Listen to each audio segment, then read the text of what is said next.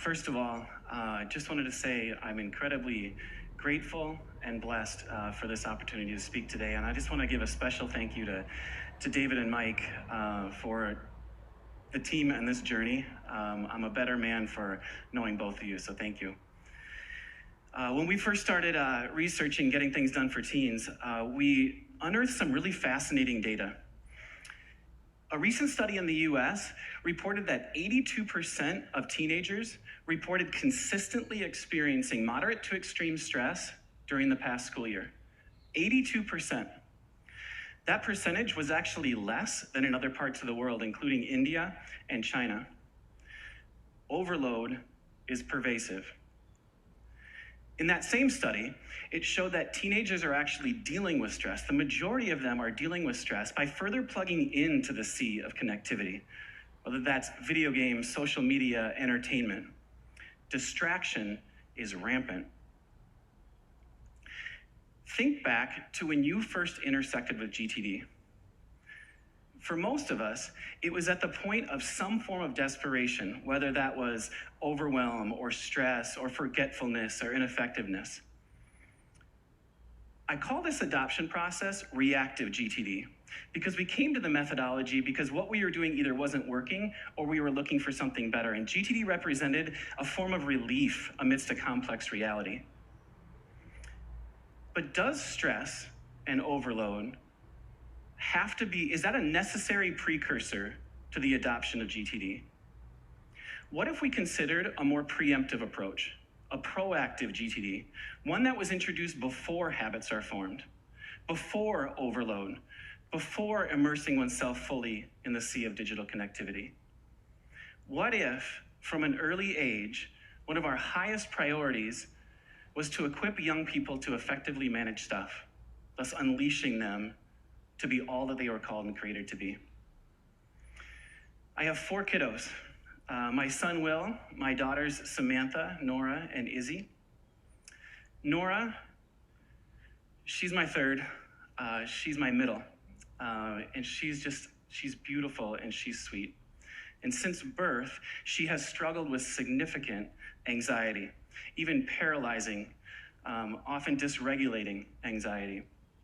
As a little baby learning to crawl, she constantly had a bruise on her forehead because when she got overwhelmed, she would bang her head on the floor until someone was able to come and scoop her up and comfort her. So at the age of 4, the idea of cleaning her room was seemingly insurmountable. So I started experimenting with her with the first 3 steps of control: capture, clarify, and organize. We simply called it bucket cleaning. And I took an empty laundry basket and I set it in the middle of the room. And I said, Nora, I want you to go around this room as fast as you can and collect everything that doesn't match where it's supposed to be. Go. And she did. You see, cleaning her room was overwhelming. Clearing her room was empowering. From there, I had her take one item at a time, take it out and ask the question, what is it? And from there, we could answer, where does it go? Oh, Daddy, this is Samantha's stuffed animal. It goes on her top bunk. This is Izzy's dolly. That goes in her crib. Oh, I don't know what this is, Daddy. Oh, yes, I do. That's a nightlight. I know where that goes. And before you knew it, we had an empty basket.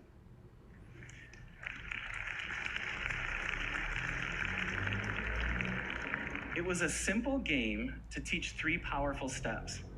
And Nora has actually taken bucket cleaning and transferred it to other parts of her life. And my other kids have adopted this as a practice that they constantly do.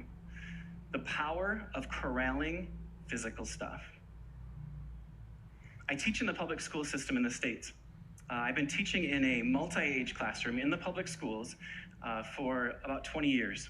I teach a classroom of 8 to 11-year-olds in the same room. Katrina was a former student of mine. Her family was first generation from East Asia. And on a routine trip home to visit extended family, it turned into a horror story.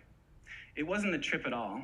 It was actually a planned kidnapping by her father and extended family, where upon arrival, they took their passports and wouldn't allow them to leave.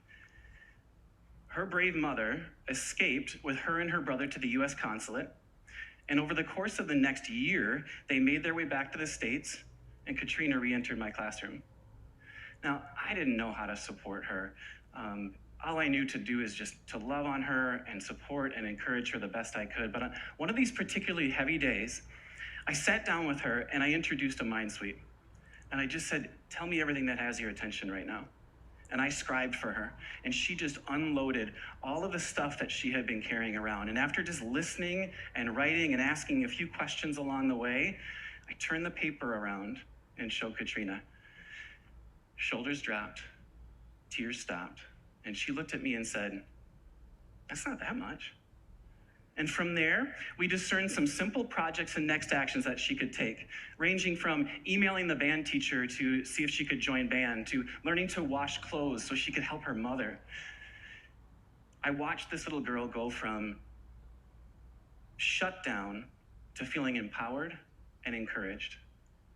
The power of externalizing stuff.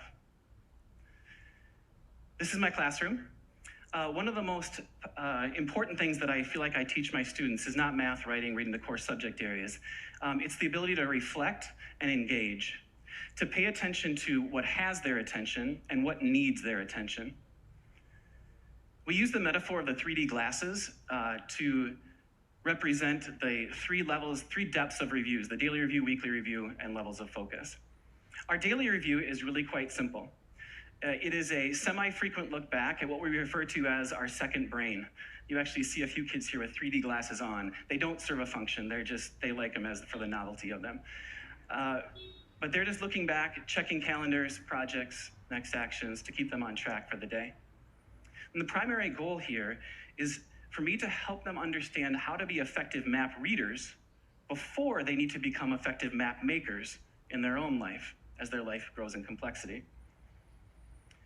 Every Monday, we do a weekly review, which is, from what we just heard, one of the most notorious habits for a GTDer to do. Our weekly review has 3 parts: get clear, get current, get creative. Getting clear begins with what we refer to as a stuff hunt, where kids go around and they search backpacks, lockers, inboxes, reference bins for any residue that's gained throughout the week. Next step is they do a mind sweep. What has your attention this week? Write it down. And lastly, they get into empty, and they clarify whatever they did and organize. And now for some kids, it might only take a few minutes at this age. For others, like in the bottom right, it may be a little bit more of an extensive time. After getting clear, students work to get current. They update their organizational tools. Here you see 3 different systems we've used: a Post-it system, a hacked paper planner, and a digital list manager. And then they go to take action on whatever they need to, whatever responsibilities they have for the week. Goal here, and one of the most unexpected empowering activities or empowering concepts for students to get, is the difference between being current and being done, and how much freedom that provides young people. Sometimes it feels like David's walking around the room offering his sage advice. This was actually David on a visit to my classroom back in 2015 during one of these weekly reviews as he was interacting with the students. And the last part of the weekly review then is getting creative. Truthfully, this is why I teach. This is my absolute favorite part of everything. It's kids exploring their sparks, their passions, taking risks, collaborating with others. Now, this creativity can take a lot of forms. Here you see kids programming spheros. This little girl wanted to learn how to make balloon animals, build roller coasters using Connects. These girls figured out that the graphite on their pencils worked as a conductor, and they hooked up a device called a Makey to their Chromebook, where they coded their version of a Dance Dance Revolution game. I'll show you a clip. I think it's because when we did make it bigger, I noticed how okay, so you got 1,000. Learning to sew, make puppets, building Lego robotics. The student in the bottom left is redesigning his bedroom on a floor planner app to take home and give to his parents to see if they'll buy in. Students entering the world of social justice. The kids in the bottom right are designing football plays for their game at recess. Student decided he wanted to learn how to solve a Rubik's Cube. He did that, taught a few of his friends, and it spread like wildfire throughout the room. And the class decided we should do something for the whole school. So they organized and planned a whole school cubing expo where they made a sculpture of Martin Luther King using 250 Rubik's Cubes. They organized lessons, tournaments, and even brought in a local world record holder as a guest celebrity.